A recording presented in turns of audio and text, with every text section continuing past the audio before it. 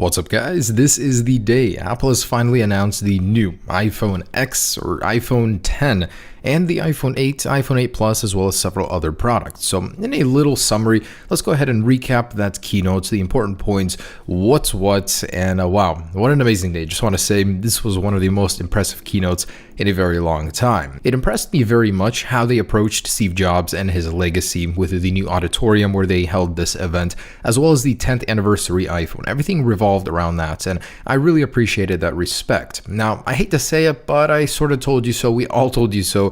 All of the developers, everything that was presented in this event basically was known already. Now, I wanted to start with the Apple Watch. The growth of this thing is impressive, as Apple did recap and said it had a 50% year-over-year growth. This is the number one smartwatch in the entire world right now, and that is very impressive. With watchOS 4, that's only going to keep getting better with more alerts, compatibility with machines in the gym, and the such. Now, at this event, Apple did introduce a new Apple Watch Series 3. As anticipated, the one major change is the adoption of cellular LTE. It's not a massive update, but it will completely change the way you use your Apple Watch, as it no longer requires an iPhone next to it at all times. You can go running without having an iPhone in your pocket. You can go swimming without having an iPhone in your pocket and still do everything your Apple Watch can do while connected, as it now has a connection over cellular LTE. Now, the distinguishing look of the Apple Watch Series 3 is the red filled-in digital crown, as all colors, all models of the Apple Watch Series 3 will have that distinguishing factor, and that basically means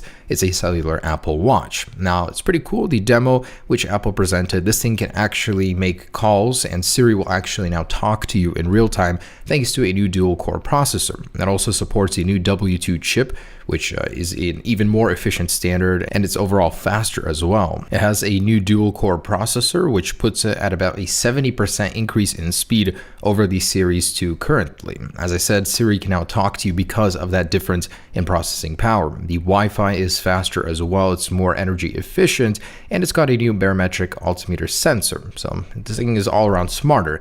Now, in order to make the LTE happen, it took some crafty engineering. They actually put the antenna into the display, and this thing is the same thickness as a Series 2 currently. The actual back glass panel did come out 2 sheets of paper thicker, but it's still the same size in general, which is cool with all these changes. It has a new exclusive ceramic gray color matching the old ceramic white color, which is cool, and it does have a new blush gold color in sport as well. There will be 2 distinguishing models, one in cellular and one without if you don't need that feature. You also get the ability to use Apple Music, the entire 40 million song library from your watch, which is really cool. It launches on the 22nd with pre-order starting this Friday the 15th. Apple did also launch a new Apple TV 4K with support for high dynamic range Series 10 and Dolby Vision. Now, it's a very impressive thing to see it in the demo. The colors appeared much more vibrant. You know, seeing the standard 4K next to it, there was a clear distinction there. Images in the dark, definitely you can see more of the light and dark fused together a little bit better,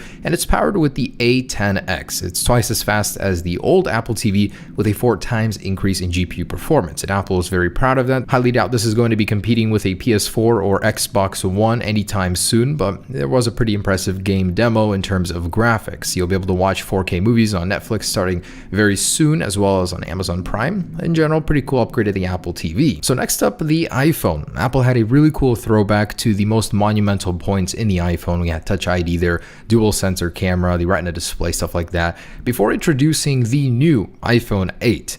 And honestly, I didn't expect this thing to look this good. This one has the new blush gold color that was talked about for the iPhone X, and man, with that mirror finish glass on the front and back, it looks fantastic.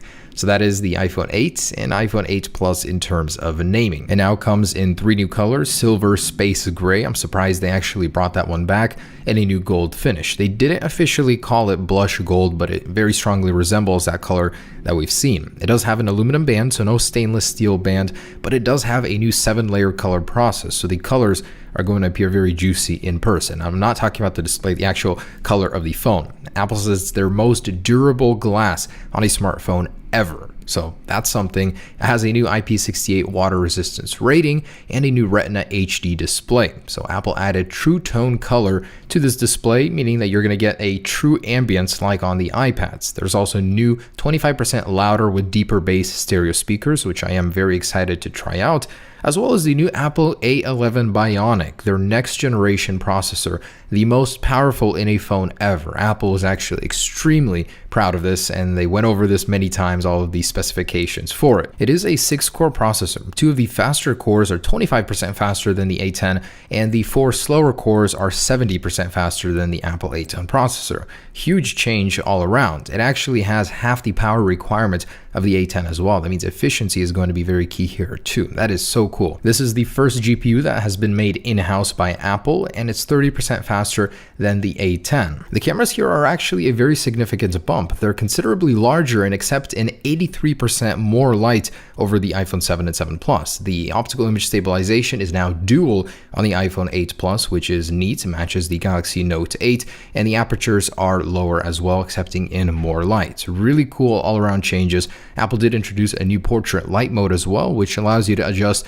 the lighting in real time, which was a very impressive demo as well. You can actually get a very cool looking studio light effects, and even the regular portrait mode is now sharper. It has a little bit better bokeh as well as better details and low light. So all around great changes to the dual sensor cameras and even on the standard one on the iPhone 8. And Apple is actually very proud of their video capabilities on the iPhone. This is the highest quality video capture ever in a smartphone with a new in-house image signal processor for video. So it scans actively the video and gives you the perfect color and detail. It also is capable of 4K at 60 frames per second with 1080p slow motion now at 240, which is awesome. This thing is also built from the ground up for AR and virtual reality capabilities. That means games, applications such as a Sky Guide will now work in real time, overlaying your true world. So next up, wireless. Now with wireless, Apple did reiterate that they are incorporating this into all of their devices. With LTE Advanced and Bluetooth 5.0, it's very important for them, but wireless charging is even more important, which they're adding to the new iPhone 8 and iPhone 8 Plus with the Qi open window wireless charging standard. That means you're going to be able to charge it with most wireless chargers on the market right now, in your car, at the airport, even at Starbucks. And the wireless charging capability will work with all of these partners. So they did actually say that it will work with most chargers, and their official charger won't be coming out for a while, which I'll mention in just a second. These will also be available to pre-order on Friday, the 15th, in these configurations, 64 and 256 gigabytes in these 3 colors. All around a great lineup, and release on September 22nd. And it starts at $699 for the 8, $799 for the 8 Plus, which is not a very big bump over the current 7 and 7 Plus, considering all these great new features. And oh man, Apple did fake us out pretty badly. They left the best for last. I was honestly kind of worried that during the keynote, Apple would not mention this product and only do it at a later date. In any case, the iPhone X or iPhone 10 was announced. It's going to take me a little while to get the iPhone X off of my tongue. This thing is truly stunning in the video form. I didn't see it in person, but man, this thing looks like something that could change your life from one glance. You've got a full edge-to-edge, top-to-bottom display with a stainless steel border. This thing blends seamlessly the glass with the metal. This is a culmination of 10 years of design that Apple has learned to put into one product. It truly is incredible the amount of architecture it took to build this thing. And this is a reference to the 10th year iPhone, so this thing is supposed to be the next big thing for the next 10 years, Apple said. The way it works is entirely based on gestures. You swipe up to close an app, swipe up and pause to open up the app switcher, which was a little different from what we heard, but it looks to work quite well. The software side of things, of course, will be much different from standard devices on iOS 11. And as far as wireless charging goes, Apple did actually hint at a new product they're working at where everything can be charged on the same little platter. By the way, the new AirPods 2 are going to be wireless. That's a difference. You get the little LED on the front, and they can be placed on this pad for wireless charging. Now, Apple was extremely proud of their new Face ID unlock system. It is much more secure than Touch ID. It is extremely convenient, very fast, and if you're not looking at the device, if your eyes are closed, it will not unlock the device. It is an instant unlock, even though the Apple had a slight little issue on stage. Their first demo didn't work. They had to get another one. I'm sure they'll figure it out by the launch. It's an incredibly powerful system. They had to develop a neural engine, a separate processing unit, just to power this thing. And the cool thing about it is it has a very easy setup, and it will gradually continue to learn your face. So if you grow out your hair, change your hairstyle, put on different clothes, a hat, grow out a beard, it will adapt to that, even through glasses. Like, it will still know what your face is, and it cannot be faked. There is a 1 in a million chance that someone else can unlock your device with their face, while Touch ID was 1 in 50,000. There's also this cool new feature called Animojis, which will track your face using this new Face ID camera system and allow you to animate your own emojis with audio. It's a very impressive little trick. And then there are the cameras. So the rear dual vertical lens camera, both 12 megapixels, and they also both have image stabilization. So it's a dual optical image stabilization with a new portrait mode effect that we talked about a little bit. It's all in real time. A really cool little camera, got a lot of tricks up its sleeve, and apparently has impressive low lights with 0 shutter lag. So that's going to be something to test out for sure. The LED flash is even more powerful now with a 2x flash uniformity. Now the difference between this and iPhone 8 Plus is not that significant. It's the optical image stabilizer and optical zoom, but otherwise they share a lot of features together. So great camera on this guy, very impressive, huge display. The design on this thing is stunning, but a couple more things to mention, and that would be wireless charging. So the wireless charging pad officially from Apple won't be available at first, but next year they will be shipping it. Battery life, they didn't really touch on this for too long, but it will last 2 hours longer than the iPhone 7. No comparison there to the iPhone 7 Plus. Processing power, same A11 Fusion chip with the neural engine. 4.3 billion transistors. That is insane. Can't wait to see how this thing is in real life, guys, but it will be available in October on the 27th with a release on the 3rd of November. So overall, a great keynote, lots of great products. The iPhone X really did impress me. There wasn't really much I learned that we didn't know already, but the custom OS on it looks really neat. So there were a couple things that were wrong. The app switcher card view is overlaid. It's not individual like we learned about before.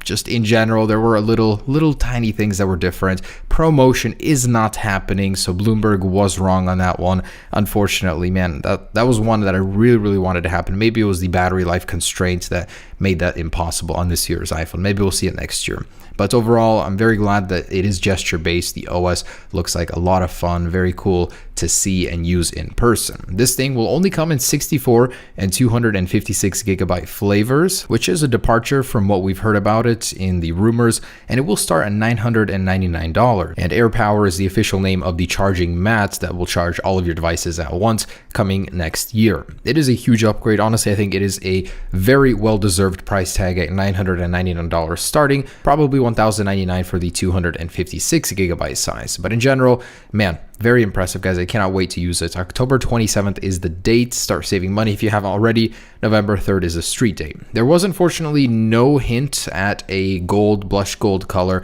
Maybe that'll come later, but Apple said nothing about it. So that was something that was slightly wrong from the rumors as well. Thanks for watching, guys. That's everything that happened today. iPhone X, 8 Plus, 8, the Apple TV 4K plus HDR, and the Apple Watch Cellular. I'll have videos on iOS 11 GM here very soon, and more to come. Hope you guys enjoyed it.